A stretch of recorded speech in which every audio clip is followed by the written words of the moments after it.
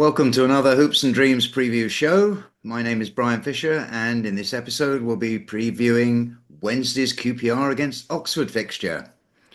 To assist me in reviewing our last match, discussing any club news, and analysing this fixture, I am delighted to have yet again George. Welcome, George. Thank you as always, Brian. And I think, correct me if I'm wrong, it's the first time we're doing a preview after a win. So extremely happy, extremely happy. Yeah, that's good for me. So without further ado, then let's start reviewing Saturday's match, QPR against Norwich. Let's do a quick overview before handing over to George for his thoughts. The R's lined up with really pretty much the same side as they started with against Watford. The only difference was the fact that the suspended field was replaced by Varane. Yeah, I think actually that was the only change thinking about it. The weather was stormy, as all of you I'm sure realised, with the winds very unpredictable, and that perhaps explains why there were so many mistakes made in passing and clearing the balls. Seller looked threatening as QPR tore into Norwich from the start, but a studs-up challenge on the 8-minute mark saw him limp off and be replaced by Colley. Given that the Ars fans were shocked on 22 minutes to go ahead after a goalmouth melee saw Jimmy Dunn score, I think a further goal arriving in the first half's extra time from a set piece as Kenneth Powell's cross was met by the head of the stretching Coley. Somehow, I don't know how he managed to get to it. And to emphasise that this was not a flash in the pan, as the Rs broke, Coley shot into the right-hand side to make it 3-0. It stayed that way all the way through to full time, and it gave us our first home win of the season, just in case any of you didn't realise. I will hold my hand up and say that George predicted a win for the R's, whereas I hedged my bets despite our good run of form and performances. So what did you make of the match, George? Did it feel like a great viewing spectacular? I think it was a very impressive performance, and you mentioned the storm. The storm didn't help us at all, did it? Especially for them first half. I think the decision to swap ends was a great one by Steve Cook or whoever made the decision. And I think it just caused a bit of unease for them. And they've got players of individuals, I feel, and for them to have to deal with the win first half, then get the fans on their back, it was never a great formula for them. And you rightfully said scrappy melee for the first goal, but it's good for Jimmy Dunn to get a goal, and I think we'll touch on individual performances later on. But I thought he did really well, and I think Collie coming on, it was a difficult position for him. It's very difficult for an attacker to come on quite early on in the game and replace Seller, who's done well in the last couple of games, but. He proved that he's good enough for the first team. It's a good first header. You could question some of his hair getting helping him helping him with the header, but I was more impressed with the second goal, if I'm being honest. It was one of them where you could say quite a few of our players would have put it wide or would have kicked it straight at the keeper. So it was good, cool, composed. And from then on, I don't think Norwich really threatened with too much. You could make an argument that it could have been much different game had they had a goal disallowed. I think it was 1 or 2 minutes before our third goal at 2-0. So you could argue that the game could have gone differently, but I thought throughout the course of proceedings, I think we were just a better team, and I think we dealt with the conditions better, and it was just a really positive performance. Yeah, I can't disagree with that. Dunn was preferred over Ashby, who's a designated right back, but did magnificently, both in terms of defending and moving the ball forward. I should also mention that this week, Jimmy's dad died, which is really tragic for him, and got to offer him our sincere condolences and marvel that he still managed to play so well. The other possibility, was replacing Field with Varane, who rode very well in midfield, and really Varane stayed back. I think this time I got the impression, and Morgan was sort of just in front of him. And what we didn't have, I think we had everything on the pitch was good. What we didn't have on the bench was Frey, Chair, or Jake Clark-Salter. So they must still be a long, long way from match fitness and match sharpness. I think this talk about them coming back in early December, I can't see it. I really can't. I don't think they'll be ready to actually start a game until January. Anyway, on to the match itself. we should remember that Norwich are a top side vying for promotion and also scoring freely. I think the best scoring side in the division. They were sitting on ninth before the game, and no other side in the championship had scored as many goals. I mean, their fans started the match with a loud chant of "yellow, yellow," but in truth, it was more like "mellow yellow," to be quite honest with you. 3 goals later, it felt as if a huge methane leak had knocked out the Canaries. Okay, they could have scored, but we could equally have scored more too. I mean, it could have been 4-2, it could have been 5-2. I don't think we were ever going to lose this one, but we could easily have conceded a goal, but we didn't. It was a really good display in defence and in attack. So, are you happy with the result, George? I'm sure you are, and the way that Marty set up the team to defeat them. No, exactly. I'm extremely happy with the result, and I think Marty it showed good management from Marty because he's gone back to basics and being a team that's hard to beat. Like I think now we've kept 5 clean sheets in the last 8 games, which is more than the previous 32 matches combined, which I just think shows great tactical management, doesn't it? And it shows that Marty was always the sort of person to lead us forward and get us out of the mess that we got ourselves in. You could also make the point that Morrison, that's now, I think we still haven't conceded. Well, no, we still haven't lost. That's it. We still haven't lost when he started a game, and we still only conceded 3 goals in his 6 starts. Which you look at it and you think it's great. It's great for him, and it's just been hard to beat. And then taking our chances. I think this season we've sometimes lacked that cutting edge, that clinicalness to actually take the chances. But yesterday we actually did. We only had 5 shots on target and scored 3 of them. So. Yeah, it's good. It was really impressive performance. It's obviously not going to be the best passing wise, tactical wise because of the conditions, but in terms of the way that we fought for the win, we just looked like we wanted it more. Yeah, you're absolutely right. And I think the confidence probably has come from the fact that we spent weeks fighting together to regain the ball and move it quickly. But I think everybody genuinely was surprised at how well we did. It wasn't just us on the terraces. I got the impression the team were pretty shocked at how well they were doing.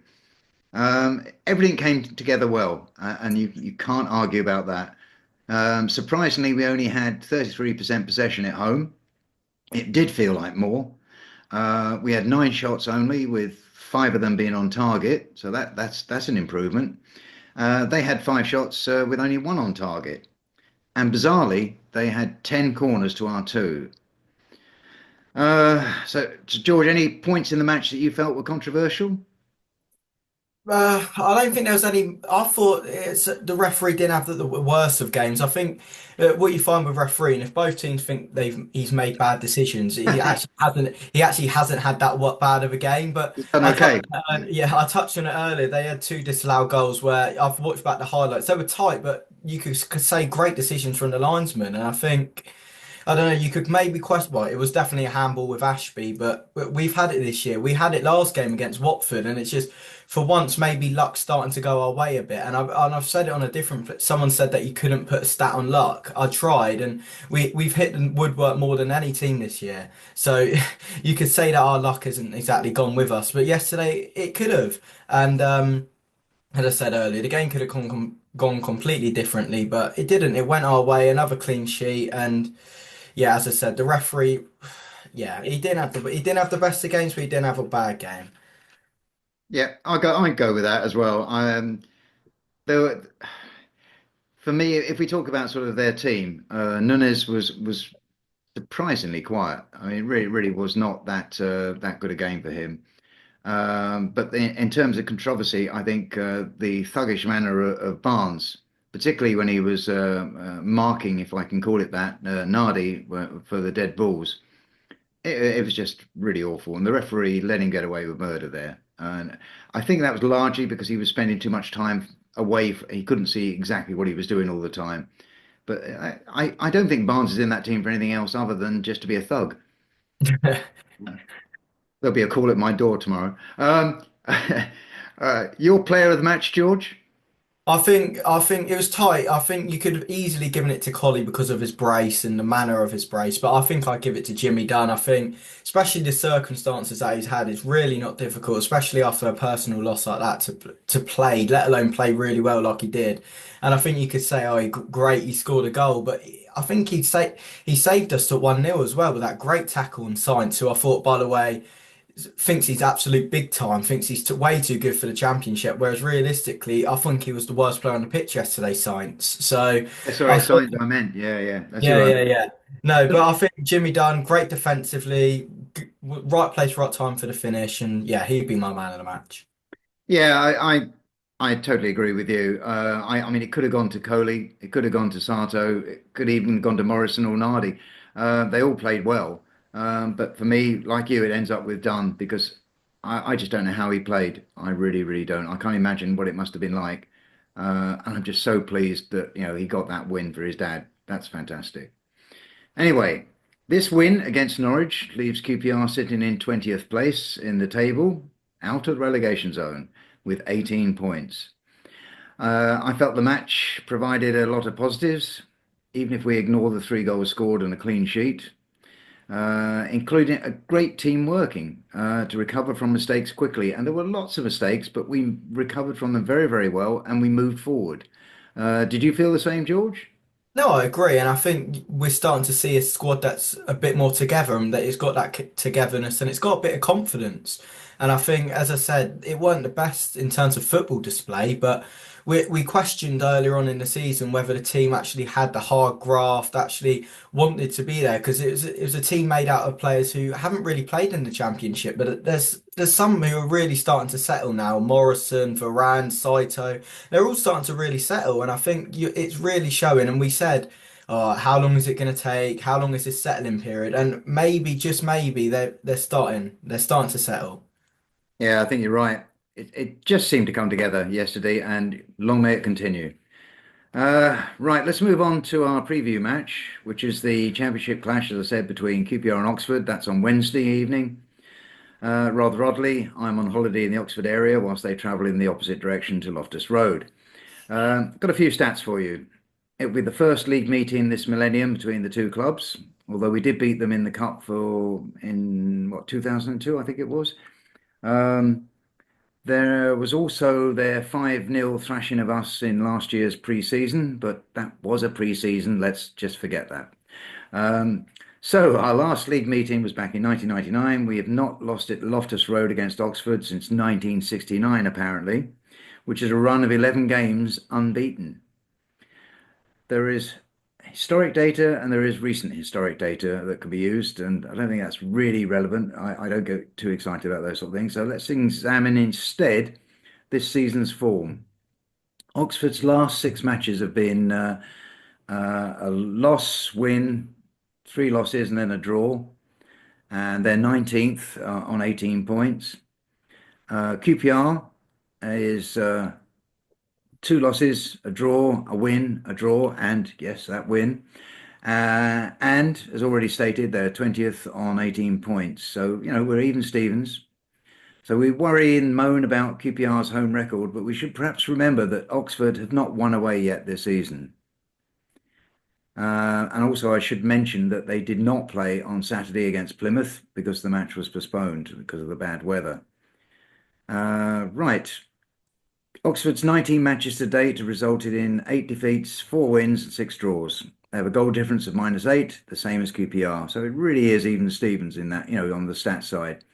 QPR's top scorer, sorry, not QPR. QPR's is still Frey, I think. Oxford's is Mark Harris on 4 goals. And someone we all know well from that squad is Matt Phillips, who was with QPR from 2013 to 2016. Matt has only started 3 matches, though, since he's joined Oxford this season. As you know, we can't make any predictions until the end of the broadcast, George. But any thoughts on these stats and your own checks on their form, George? I think they're a team who are starting to struggle with with the league, and I think they started the season all right, to be honest. I looked at a couple of their results and was shocked that they were actually winning games, especially at home. But as you mentioned, they haven't won away all season. And may I just say, I did try and forget that 5-0 friendly, Brian. So thanks for bringing it up. But no, they have only won one, I think, in their last 13 games, and that shows that it's a really good opportunity. We've got the monkey off our back now of that home win, and I've always said I think once we get one, the next one we'll get after that. So. It, it's not exactly an easy test. No game in the championship's easy. They're a team who's made up of League One journeymen, you could say, and some players who are just very experienced in the championship, like Matt Phillips. And I think a great pickup for them at the start of the year was Will Vaulks. I think I, I think he's a great player for them.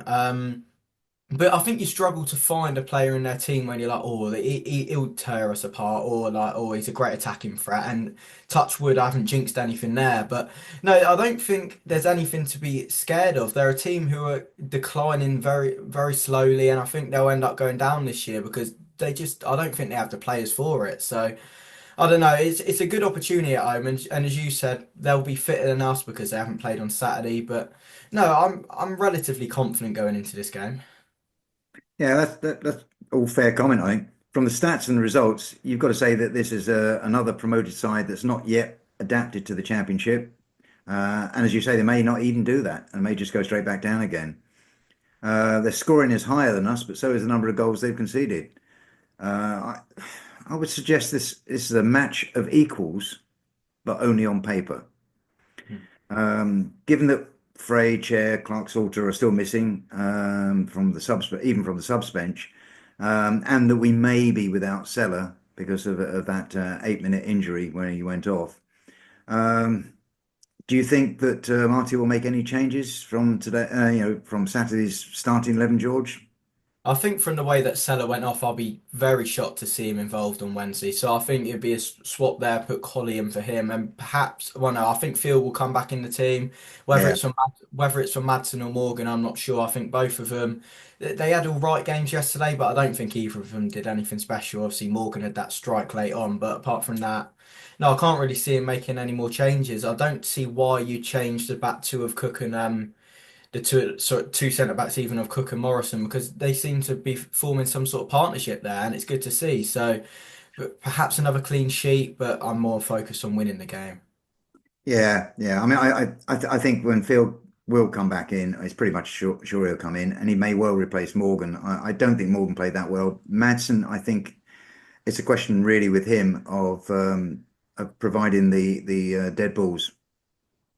Uh, at the moment, with the chair absent, he's the one who's going to be doing it, I think. So we'll see anyway.